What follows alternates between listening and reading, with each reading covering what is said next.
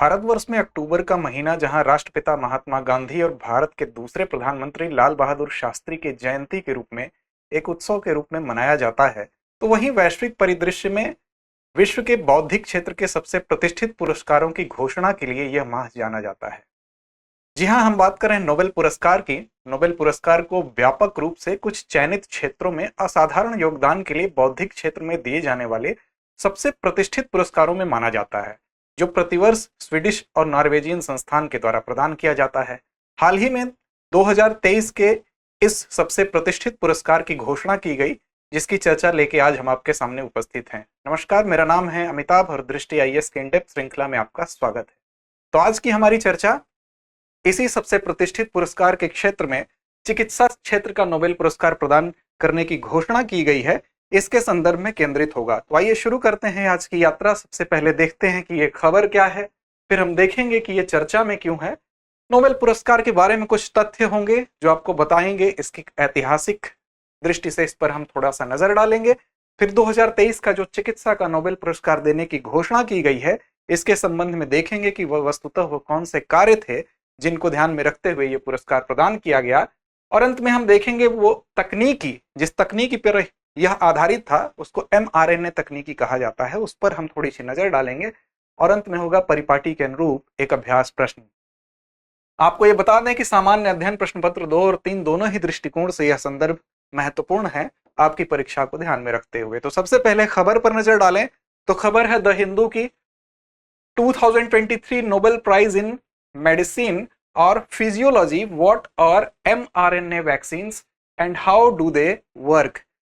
2023 के नोबेल पुरस्कार की घोषणा हुई है और किस क्षेत्र में हुई है, तो मेडिसिन और फिजियोलॉजी के क्षेत्र में mRNA वैक्सीन कैसे कार्य करता है उसके बारे में हम थोड़ी सी नजर डालेंगे। तो ये खबर थी, इस खबर के आलोक में आज की चर्चा केंद्रित है। तो सबसे पहले आपको बता दें कि ये चर्चा में क्यों है। तो ध्यातव्य हो, जैसा कि आपने जाना कि नोबेल पुरस्कार की घोषणा हुई और पटल पर ये दो व्यक्ति जो आपको दिखाई दे रहे हैं, जिनमें एक महिला एक पुरुष हैं, इन्हीं लोगों को ये नोबेल पुरस्कार प्रदान किया गया। इस पुरस्कार की घोषणा 2 अक्टूबर 2023 को की गई। अक्टूबर के प्रथम सप्ताह में क्रमवार रूप से नोबेल हर श्रेणियों में घोषित किया जाता है और ये बाद में प्रदान किया जाता है। आगे हम उस पर भी नजर डालेंगे, लेकिन पहले देखते हैं कि हंगरी और अमेरिका की मिलीजुली नागरिकता को लेते हुए हंगेरियन अमेरिकी बायोकेमिस्ट कैटलिन कैरिको, जो ये है महिला, और दूसरे जो शख्स दिखाई दे रहे हैं अमेरिकी चिकित्सक वैज्ञानिक ड्रू वीजमैन, इन दोनों लोग को संयुक्त रूप से चिकित्सा के क्षेत्र में या फिजियोलॉजी और चिकित्सा शास्त्र के क्षेत्र में पुरस्कार देने की घोषणा की गई है, जो कि mRNA तकनीक पर इन्होंने कार्य किया है। तो ये इस कारण हमारा संदर्भ चर्चा में है। लेकिन इस संदर्भ की चर्चा को शुरू करने से पहले हम सबसे पहले एक ऐतिहासिक दृष्टि डालेंगे नोबेल पुरस्कार के ऊपर। तो नोबेल पुरस्कार चूंकि हर वर्ष परीक्षा के दृष्टिकोण से महत्वपूर्ण होता है, आपको तथ्यात्मक जानकारी इसके विषय में जरूर होनी चाहिए। एक तथ्य इसके इतिहास से होगा तो दूसरा अद्यतन होगा, इसलिए एक नजर डालें इस पर। नोबेल फाउंडेशन, जो कि स्वीडन की स्टॉकहोम द्वारा प्रशासित एक अंतरराष्ट्रीय संगठन है, जिसके द्वारा यह पुरस्कार दिया जाता है। यह उसी के द्वारा गवर्न होता है। किसके द्वारा? तो स्वीडन के स्टॉकहोम द्वारा जो नोबेल फाउंडेशन है उसके द्वारा यह प्रशासित होता है। और जैसा कि नाम से ही स्पष्ट है, अल्फ्रेड नोबेल के एक स्वीडिश उद्यमी थे। वहां के काफी वर्सेटाइल उद्यमी थे, कई क्षेत्रों में ये अच्छे एक इंजीनियर भी थे, वैज्ञानिक भी थे। तो इस व्यक्ति की याद में ही इन्हीं वैज्ञानिक ने अपनी वसीयत को दान दिया। एक तरह से 1985 में इन्होंने लोगों को सौंप दिया। उसके पीछे भी कुछ कहानी है।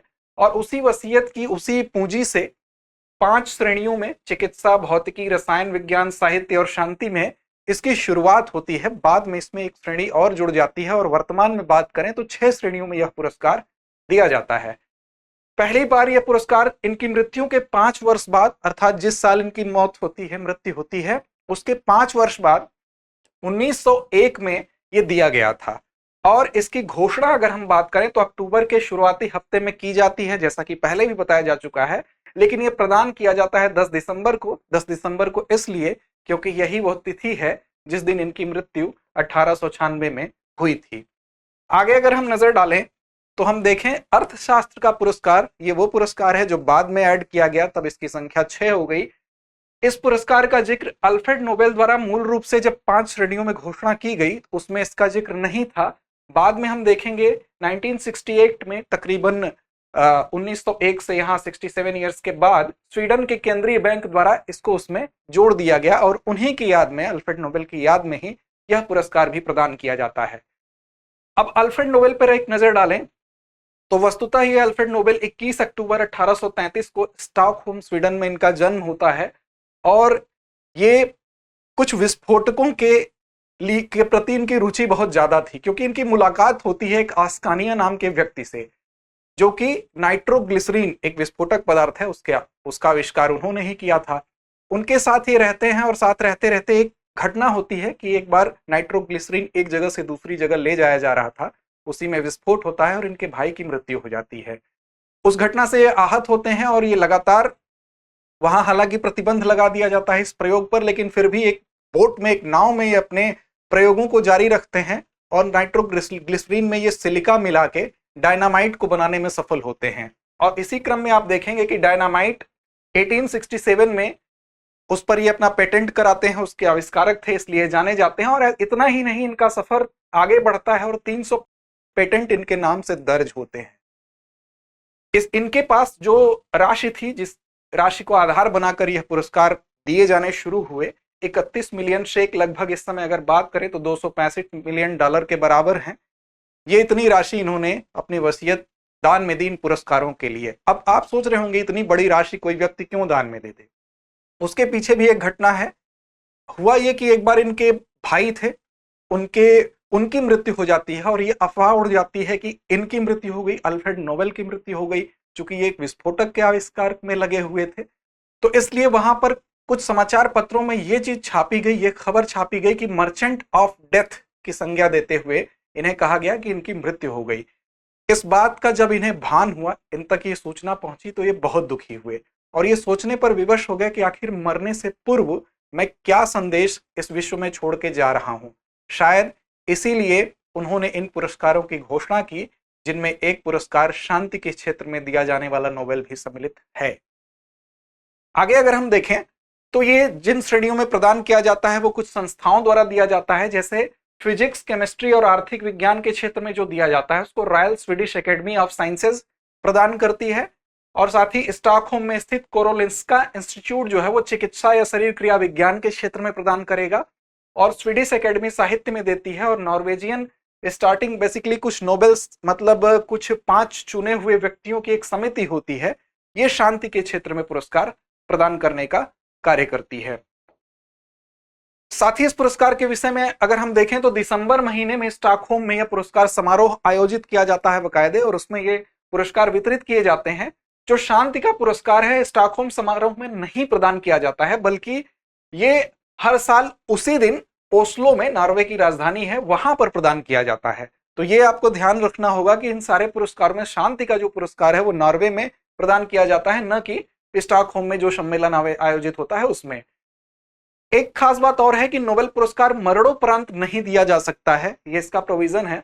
और साथ ही साझा रूप से ये दिया जाता है। अक्सर आप सुनते हैं कि सम्मिलित रूप से, साझा रूप से ये पुरस्कार प्रदान किए जाते हैं, लेकिन मैक्सिमम में जो संख्या है वो 3 से ज्यादा नहीं हो सकती है। इसके अलावा अगर भारत के संदर्भ में देखें तो नोबेल पुरस्कार प्राप्त करने वाले पहले भारतीय के तौर पर रविंद्रनाथ टैगोर जाने जाते हैं, जो 1913 में जिनको साहित्य के क्षेत्र में नोबेल पुरस्कार प्रदान किया जाता है।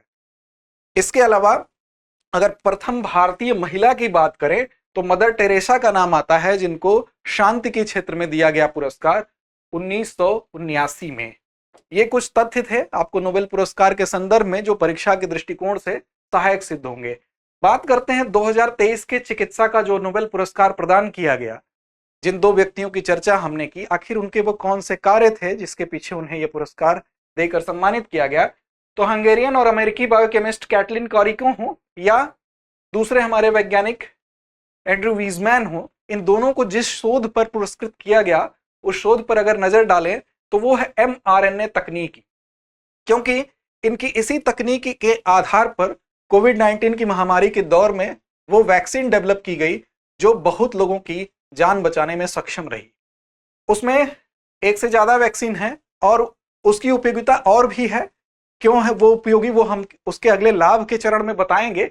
लेकिन इस वैक्सीन के विकसित होने में जो तकनीकी कार्य कर रही थी वो mRNA तकनीकी है, जिसके आधार पर इन्हें यह पुरस्कार प्राप्त होता है। क्या है mRNA तकनीकी, देखते हैं। तो मैसेंजर आरएनए, mRNA का फुल फॉर्म है मैसेंजर आरएनए। ये एक प्रकार का आरएनए ही है जो प्रोटीन उत्पादन के लिए आवश्यक है। होता क्या है कि जो सामान्य रूप से टीके होते थे, वो सामान्य टीकों में हम क्या करते थे, टीके के माध्यम से हम शरीर में एक विशेष बैक्टीरिया या वायरस को, उसके हानि रहित भाग को, जो नुकसान न करे उस पार्ट को हम शरीर में इंजेक्ट कर देते थे। वो शरीर में जाता था, या तो वो बैक्टीरिया या वायरस मृत होता था या कमजोर होता था, तो वो हमारे शरीर में प्रवेश कराया जाता था। लेकिन इस तकनीकी में हम जो भी बैक्टीरिया या वायरस हमारे शरीर में जाएगा, उसकी जगह हम mRNA का उपयोग करते हैं, ना कि उस बैक्टीरिया के कमजोर या मृत हिस्से को। मैसेंजर आरएनए जो होता है हर जीवित प्राणी में पाया जाता है। इसको आप इस प्रकार समझ सकते हैं कि जैसे डीएनए हमारे जीवन के लिए अगर निर्देश देने वाली कोई बुक है, पुस्तिका है, तो mRNA उसके एक पेज की फोटोकॉपी है। इस ढंग से आप समझें। इसमें होता क्या है कि किसी प्रोटीन विशेष के लिए आनुवांशिक जानकारी होती है, और इस संदर्भ को आपको समझने से पहले मैं आगे डिफाइन करूं, तब ये संदर्भ आपको ठीक से समझ आएगा। बेसिकली एक वायरस में आप देख सकते हैं ये स्पाइक प्रोटीन है, ये संरचना, ये वायरस के ऊपरी भित्ति में स्पाइक प्रोटीन चिपका होता है, और इसमें जब हम mRNA तकनीक को जोड़ देते हैं, उस तकनीकी के माध्यम से उसकी सहायता लेते हैं, तो लैब के माध्यम से हम जब वैक्सीन में इसको कैद कर देंगे और फिर ये वैक्सीन मानव शरीर में इंजेक्ट की जाएगी, तो ये हमारी कोशिका में जाएगा, और कोशिका में प्रवेश करने के साथ ही साथ क्या होगा, इसके अंदर प्रवेश करते ही कुछ यहां पर ऐसी क्रिया होगी कि यहां पर स्पाइक प्रोटीन इस कोशिका की सतह पर अपने आप बनने लगेगा। और जैसे ही यहां पर कोशिका में स्पाइक प्रोटीन mRNA की वजह से बनने लगेगा, mRNA वस्तुतः वो यहां पर सूचना इसको भेजेगा कि स्पाइक प्रोटीन का निर्माण होना चाहिए। तो वैसे ही यहां पर हमारी शरीर की कोशिका के चारों तरफ एंटीबॉडी या हमारे इम्यून सिस्टम, या हम कह लें हमारा प्रतिरक्षा तंत्र एक्टिव हो जाएगा, और यहां पर एंटीबॉडी का निर्माण, ये आप देख सकते हैं, होने लगेगा। और शीघ्र ही एंटीबॉडी इसके लिए एक प्रतिरक्षा तंत्र तैयार कर देगी इसके खिलाफ लड़ने के लिए। तो यहां से यहां तक की जो प्रक्रिया है, इसको आप समझ सकते हैं एक युद्धाभ्यास की तरह।